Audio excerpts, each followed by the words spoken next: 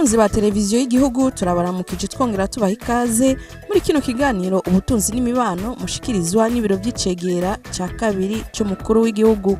Uno musi rero tukaganira ku bijanye n'umugwa mukuru mushasha w'igihugu cacu ariwo Gitega.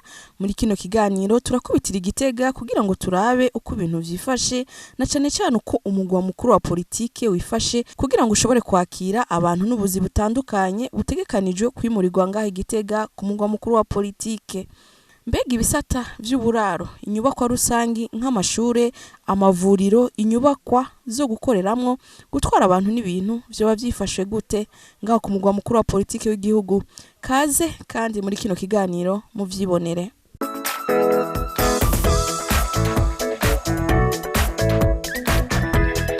Uko rero twadojeje kubamenyesha ubu igihugu cacu gifise imigwa mikuru ibiri, umugwa mukuru w'ubutunzi Bujumbura n'umugwa mukuru wa politike Gitega ukiri mushasha.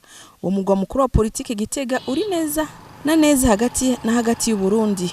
Ikindi kandi twamenyesha nuko Gitega hafise kahise gakomeye cyane muri kahise ku Burundi kuko kuva na kera ku ntwaro z'abami ariho hahoze umugwa mukuru w'u Burundi bwa Nyaburunga. Kubera ko umuhini mushasha utera amabavu kandi ishamba rishasha rigatera amakenga, twarashoboye kugenda mu ntara ya Gitega na cyane cyane ku mugwa mukuru wayo ari naho umugwa mukuru w'u Burundi wa politike uri kugira ngo turabe ko ibintu bimeze mu bisata bitandukanye by'ubuzima bw'igihugu. Uko twabisanze rero uwo shaka yoshira amazinda namwe nimirabire akarorero.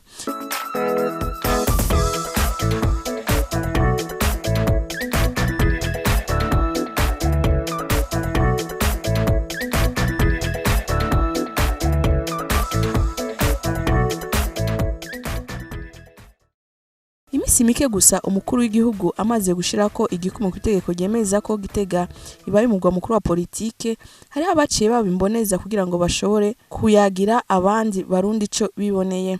Aho umuntu yovuga inama nkenguzamateka y'u Burundi. Bashitse ngaho ku biro by'inama nkenguzamateka mu gihe cy'isaha 6:30 abakozi bamwe bagiye kuruhuka, abandi baherekeje nyakubaho umukuru w'inama nkenguzamateka mu bikorwa byo kugendera abene gihugu. Ariko abo twasanze bari ku kivi ubona neza ko bakorana umwete kandi bakira neza ababituye. Muri abo umuntu yovuga umuvugizi w'umukuru w'inama nkenguzamateka Gabi Bugaga, akaba amenyesha abarundi uko bamerewe mu kazi no mu buzima bwabo bwa misi yose ku mugwa mukuru mushasha wa Gitega. Yongera avuga ko bari ngaho Gitega biborohera gushikira mu buryo bunyaruka abene gihugu bose. Ubu rero twebwe nk'inama nkenguzamateka abanyakubahwa nkenguzamateka murazi yuko batorwa n'amanama y'amakomine kandi nabo nyene akaba bavuka mu ntara zitandukanye. Murazi yuko bavuka mu ntara zitandukanye mu ntara z'igihugu. Iyo rero bagiye mu bikorwa byabo bya misi yose birapfunyiriza urugendo gusumba no kuvuga yuko kwabikwegera kandi abene gihugu kuko nibo babatoye kugira ngo babe hafi ntihagire ikibazo gicika umuntu yatowe ngo baserukire abo nyine gishikana ko yatacumvise. Ariko noneho ubu urava ngaha anyu 30 bigeze mu ntara zitandukanye, ibirometero ijana gushika Bujumbura, ibirometero ijana gushika Makamba, hariya hirya mu Cankuzo, mu Ruyigi Karusi n'Umunyamutoyi. Numva ni hagati mu gihugu bisigura yuko mu ijambo rimwe kwe kuza ngaha inama nkenguzamateka kwari urwego ruje kugira ngo ruhe inguvu n'ishaka abo bose bo bafise amakenga yuko bidashoboka ko bikunda kandi arakunze kandi twabaye neza. Murazi yuko hari nabandi bazoza.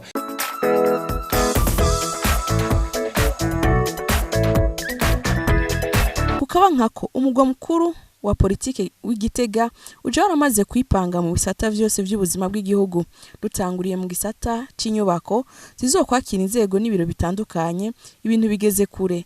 Yabura amatari w'intara ya Gitega canke abarongo igisata c'ibisagara bose bavuga ko biteguriye bihagije umuzo w'umugwa mukuru wa politike muri ico gisata.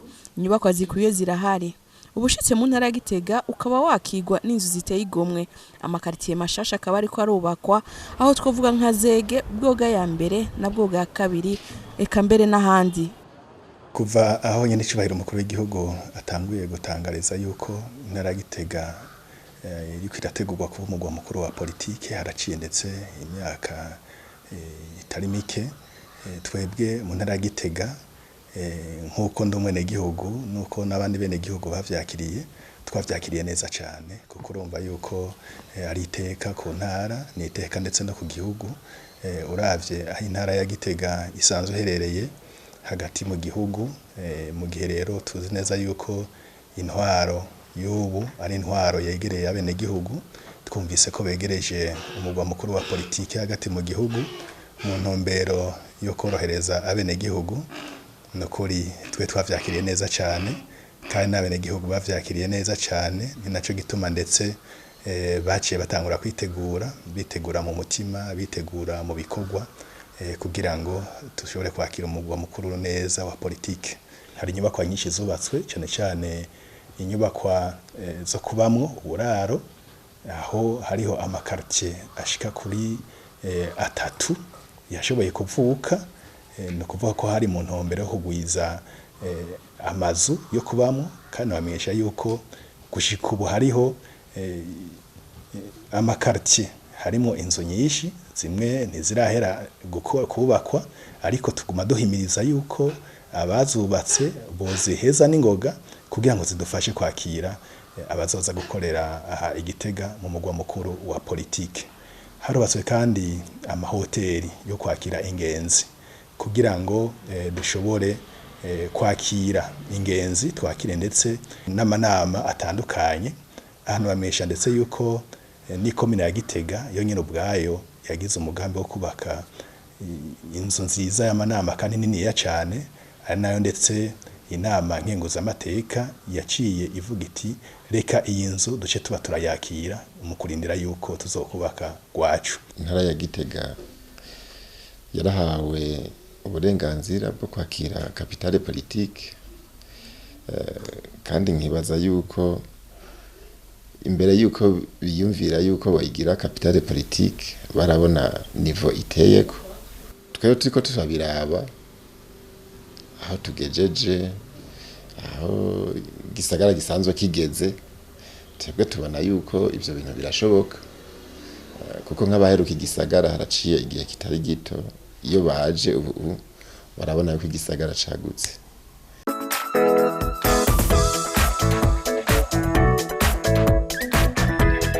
Mu bijanye no gutwara abantu n'ibintu ku mugwa mukuru wa politike batanguye kwitwararika amabarabara. Ubu aho ibintu bigeze abarongoye intara n'igisagara Igitega bakaba ariko baratunganya neza uko imodoka zunguruza abantu n'ibintu zigiye kuja zirakora mu makartier hagati kugira ngo bunguruza abantu babashikane hafi y'imirimo canke babatahane. Za mu gisagara ca Gitega umugwa mukuru wa politike navuga yuko ntibiratera imbere cyane kuko gushika ubu hagati mu makartier haracakoreshwa amamoto amapikipiki harakoreshwa amakinga. Mu myaka iheze hari hatanguye umugambi yuko hojaho amabisi ashobora kongiroza abantu. Umugabe ingorane twagiye duhura nuko abantu batabona yuko amabisi akenewe aho abatwara amabisi barindira umukiriya bakabura ariko rero muri no misi kubera tubona hari ibiriko birahinduka kandi ndetse hariho abantu benshi bariko baraduga mu mukuru wa politiki bamenyereye ico kijanye no kwiyunguruza mu mabisi. Twaramaze kuja inama n'abasanzwe bafise amabisi uriga ingene twotunganya neza ibi bijanye nuko hoba amabisi ashobora kunguruza abantu mu gisagara. Turizeye rero yuko hariho vyinshi biriko birakogwa mu misi mike twamesha yuko muzobona amabisi ariko aratangura kunguruza abantu.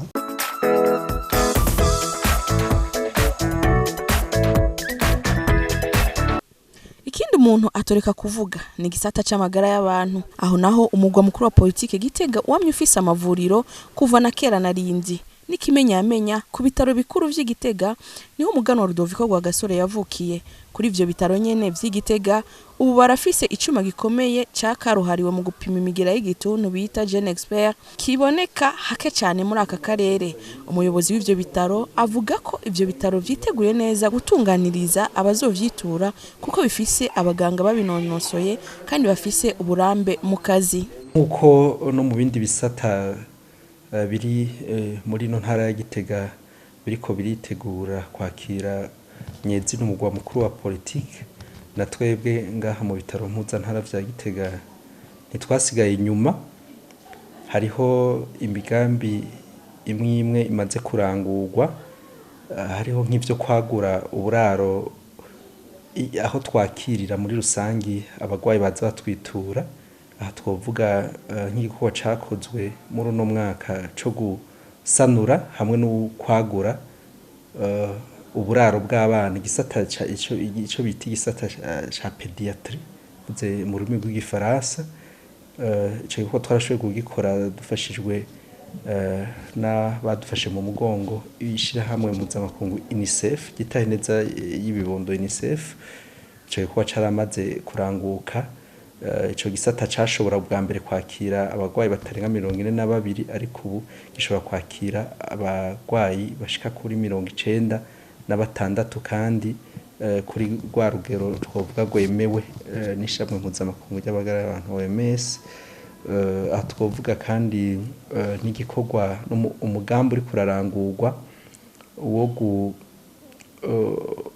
dufashijwe n'ubushikanganje bujejwe amagara y'abantu kurwanya ikizaruho nyanganda sida, bwo umugambi ugiye kuranguka wo kubaka isata c'ipimiro bita laboratoire. N'umugambi uhurikiyemwo ibisata vy'ipimiro vyo mwaka karere ka East Africa Community. Hakaba harimwo ibitaro bitari bike ngaha mu gihugu cacu, harimo n'ibitaro mpuzantara vya Gitega. Uwo mugambi nawe nyene ukaba uriko uratera imbere, aho zokubaka inyubakwa iteye igomwe y'ico gisata ca laboratoire, kandi hakaca haba no gutanga ibikoresho bikwiye kugira ngo dushobore gukora ibipimo vy'ingwara zitari nke. Vyahora bisaba yuko abantu bashobora kuja gupimisha Bujumbura mbere no mu bihugu vyo hanze, tukaba tuzoshobora kubikorera ngaha mu bitaro mpuzantara vya Gitega.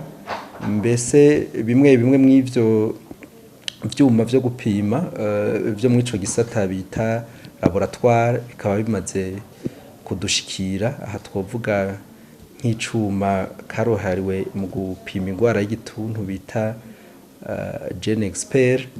Ni icuma gihambaye cane gishobora gufasha gupima igituntu kitashoboye kuboneka dukoresha ibipimo byari bisanzwe, ahubwo kiranadufasha no kubona yuko umugwayi afise bimwe bita resistance kurya miti y'igituntu, bigatuma rero dushobora kumufasha kurusha. Tukiraba ingene igisata c'amagara y'abantu cifashe ku mugwa mukuru wa politike, umuntu ntiyosiga inyuma ibitaro vy'Ikibuye biri ku birometero 30 uvuye ku mugwa mukuru wa politike muri komine Bukirasazi.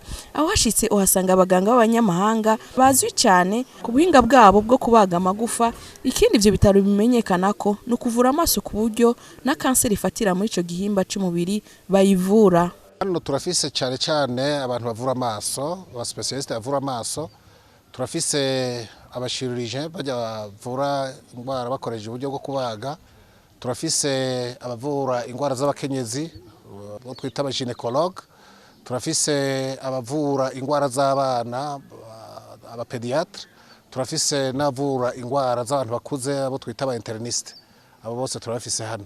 Igihe twari ngaho ku bitaro vy'Ikibuye twarashoboye kubonana n'urongoye akarere k'ubuvuzi ka Kibuye, ari nawe yariko arayobora ivy'imfata kibanza intara y'ubuvuzi ya Gitega.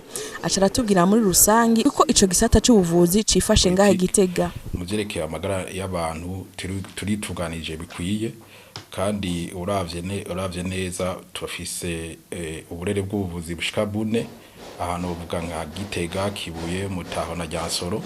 Muri ubwo burere bw'ubuvuzi bune turafise ibitaro bigeze ku rwego rwa mbere no ku rwego rwa kabiri, tuvuga première référence la deuxième référence. Mereye ku bitaro by'urwego rwa mbere première référence turafise ibitaro vya hôpital Kibuye, turafise ibitaro vya hôpital Kibimba, turafise ibitaro vya hôpital Mutaho, turafise na hôpital Ntita. Uravye ivyo bitaro vya première référence kandi novuga cane nk'ibitaro vya Kibuye, ni bitaro dufise aba specialiste benshi b'abazungu b'abanyamerika baje kudufasha ingwara zitandukanye. Aha tuvuga nko mu maso, tuvuga muri chirurgie, tuvuga no kubaga. Rero ni bitaro bigezwe ku rwego hejuru, ubiravye neza bifise n'ama specialite menshi cyane. Aha tuvuze na hôpital Kibimba, murabizi ko hôpital Kibimba hariyo umushirije abaga kandi afasha bene gihugu ku ngwara zitandukanye zo kubagwa. twavuga nka hopitale ya Mutoyi yegamiye aba ODAG ababikira b'abataliyano naho nyene n'ibitaro bigeze ku rwego rwo hejuru bashobora kubaga ingwara zitandukanye kandi nyinshi. Turavuga kandi n'ibitaro vya hopitale Gitega ubu ibitaro bisigaye ari deuxième référence, ni ibitaro bifise aba specialiste babaga abakenyezi ingwara zitandukanye. No kuvuga ko Gitega capitale politique turitunganije mu vyerekeye amagara y'abantu, ingwara zose turazivura zikabagwa ramaso byose ubu turitunganije.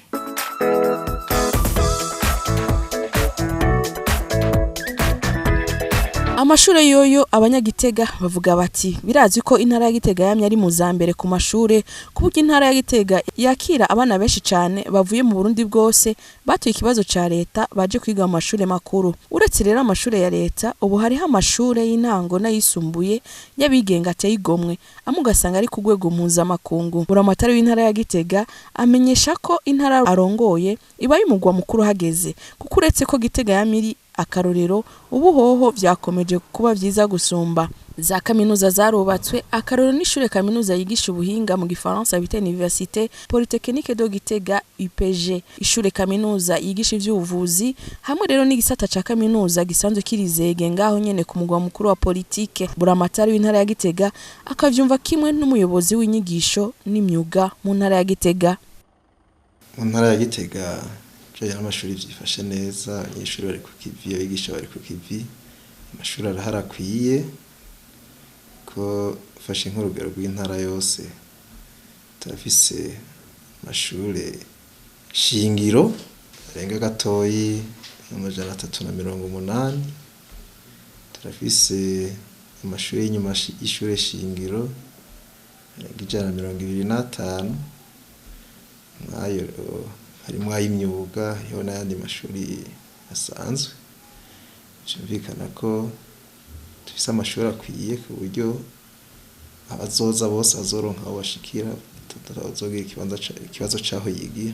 Mu Gitega by'ukuri amashuri arahari, amashuri mato ayisumbuye arahari. No vuga yuko hari hamwe n'amashure y'abigenga, amashuri arahari, za SOS zirahari, École Internationale irahari, hariho n'andi mashure menshi byo kurashobora gutanga ubumenyi, ndetse hari n'amakaminuza, hari kaminuza nkuru y'Igitega Université Polytechnique y'Igitega, kandi ndetse irimo ibisata bikomeye kandi bihurumbirwa n'abamenyesha yuko ndetse n'abahiga hari abahiga bava mu bindi bihugu duhana imbibe.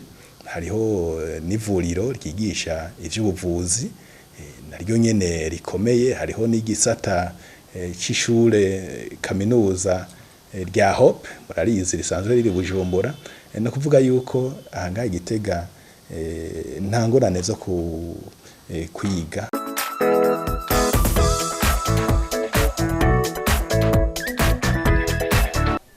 Ubudandaji nabwo nyene ntibusigara inyuma ku mugwa mukuru wa politike, kuko hageze rero ukaba ucubona amamangazine menshi harimo n'ayakukira abanyamahanga bamaze imyaka myinshi bakorera Igitega. Abo nabo nyene bakaba bari mu bantu banejerejwe cyane nuko Gitega yakiriye umugwa mukuru wa politike, ngo kuko bizotuma uruja n'uruza vyiyongera gutyo bagacuruza neza. Ngo vyongeye ngo kuko Gitega iri hagati y'u Burundi bizotuma Gitega imenyekana n'abaguzi biyongere. Nagyohe kubona go Gitega yabaye capital politique. Je ndabona ko movement y'abantu yabaye nyinshi gusumba kera, kandi biashara movement mu business ongekanye gatoyi. Gaho nyene twarahuriye n'umufasoni Catherine akomoka mu bihugu vya Burayi ariko avuka Igitega muri commune Giheta. Numwe mu ndongozi zishira hamwe ry'Imurayi rihingura amavuta y'igiterwa civoka, aratubarira uko yakiriye iyo ngingo ya leta y'u Burundi. Muri make yavuze ko Gitega ari gisagara ciwe gutyo ngo vyaramunezereye cyane. Akabijya rero habaye ku isoko y'Igitega mu bacuruza b'ibiribwa n'amafi, akanyamuneza bafise vyanase ko bigumya. Tukaba twabasanze bariko barahimbaza urimbo bavuga ko rihagiza umugwa mukuru wa politike Gitega.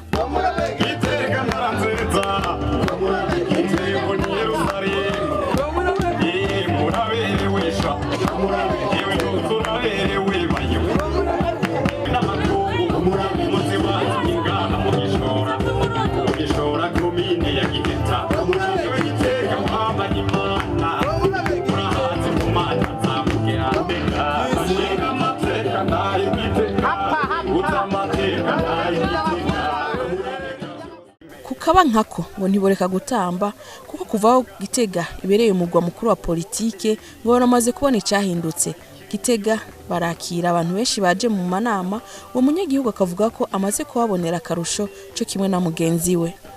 Karusho karahari kenshi cyane kubera ubu ibintu bigenda neza, bagura eka n'imvugo y'abantu urumva yuko iryoshe cyane, irameze neza gose.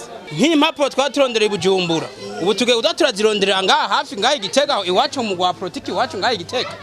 Kandi nivyo vyiza turabikenguruka cyane gose. Genda vyakiriye neza kubona umugwa mukuru wa Gitega wabaye umugwa mukuru wa politiki, navyakiriye neza kandi tuweze ko navyakiriye neza ko turabona ko mu minsi muri igihe baje ko hari akarusho ko ubu basige bagura ibintu gose cyane nkuko batari bwazi. Ubu turabona ko ubu movement uhari gatoyi kabisa.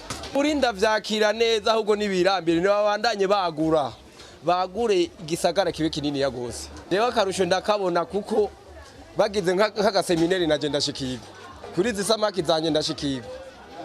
Ndafise nk'umuntu aho urashorera ibiro 15 urumva aho abari seminari no original.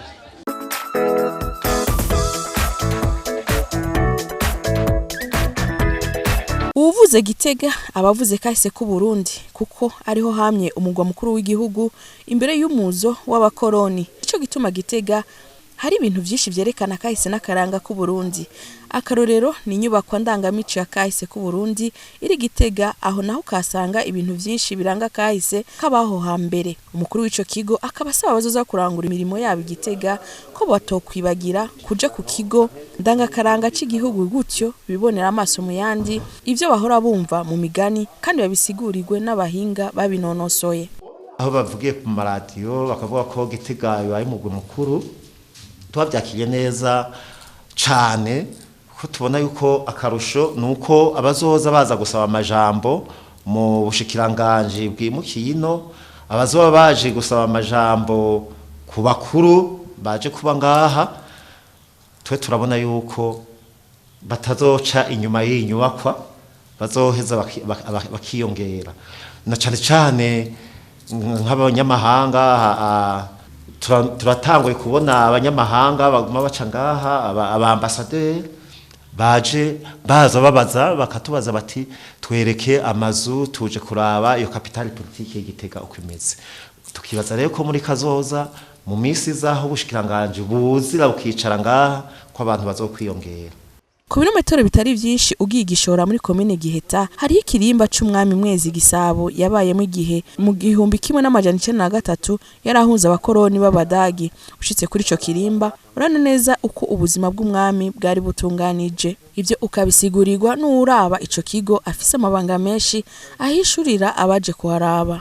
Mu Gishora ibintu turata harehare ngira ngo muhora mwumva yuko ari ahantu umwami Mwezi Gisabo yahungiye, kandi rero amaze kuhahungira yaciye ahashira ikintu agashimwe ko gushimira umutama yitwa Nyabidaha yamunyegeje. Yaciye araba ati aho umwami hose yaciye hari hafise icibutso, yaciye amugabira inka zibiri. Izo nka zibiri rero bazikuye imuramvya baca barazizana, hanyuma rero bazizanye bariyumvira ati twozitunga n'ubundi zopfa, reka tuzibage inshato zazo tuce tuzikanisha ingoma. Baciye rero bazibaga inshato zazo baca bazikanisha ingoma. Izo ngoma ni zimwe zavuga ku muganuro mu 12 umwami ariko arahezagira imbuto, cari cibutso cyo kubarira bene gihugu yuko irima ritanguye. Aha rero mu bisanzwe aha mu Gishora izo ngoma zibiri kuva 1903 zikaba ziri ngaha. Iyingenzi zije ngaha mu Gishora tuca tuzereka izo ngoma, kandi izo ngoma murumva yuko zifise insiguro ndende cyane. Umugwa mukuru wa politike w'u Burundi utunze vyinshi cane cane muri ico gisata c'ingenzi n'aba mukera rugendo ntawo bidondagura ngo abiheze ariko kandi nitwo kwibagira ikibanza c'abakurambere basengera imana zabo kiri muri komine Bukirasazi igihe musitante w'iyo komine yari karatwiganira ivy'ico kibanza yaciye aboneraho akajya kumenyesha iyindi migambi bariko bararangura kuvaho bumviye ko intara yabo yakiriye umugwa mukuru wa politike. Icambere cyo turiko turakora nuko komine yacu igira amazu ashobora kwakira abantu nk'ingenzi. Turafise inzu zishobora kwakira abantu ashobora kurara ngaho iwacu babiri twarahimirije abavuka komine barubaka. Turafise rero ni hotel iri ngahaye ifise n'ibibanza byo kugiramwe amanama. Iyo ni hotel imwe twacifita rero nindi nyene inyubakwa ifisa kugirira amanama. Ivyo vyose ni tuko turakora kugira twitegure. Hampande y'ivyo kandi Bukirasazi hari hasanzwe ari hato mugabo twarakoze ibishoboka kugira twagure komine yacu na cyane mu kongera ko amabarabara yandi ndetse no gushira ku muyaga nkuba. Ubu rero aho tuvugana bariko barashira ku muyaga nkuba kuri ayo mabarabara twashizeho. Hamariko turahimiriza n'abene gihugu kubaka uburaro bwiza kugira ngo vy'ukuri komine yacu ihindure ishusho. Inkuru woyibarirwa n'uwayibonye natwe twariboneye ariko kandi mu Kirundi bavuga ngo ijisho ry'uwundi ntire gushimira umugeni. Uwo bafise amakenga yo kwishikira kirabira akaro ruhore ku mugwa mukuru mushasha wa politike w'igihugu cacu cyo Burundi. Bakunzi ba televiziyo y'igihugu ningaha ikiganiro ubutunzi n'imibano mutegurirwa n'ibiro vy'icegera ca kabiri c'umukuru w'igihugu kirangiriye. Sangwa amahoro ngahi wanyu.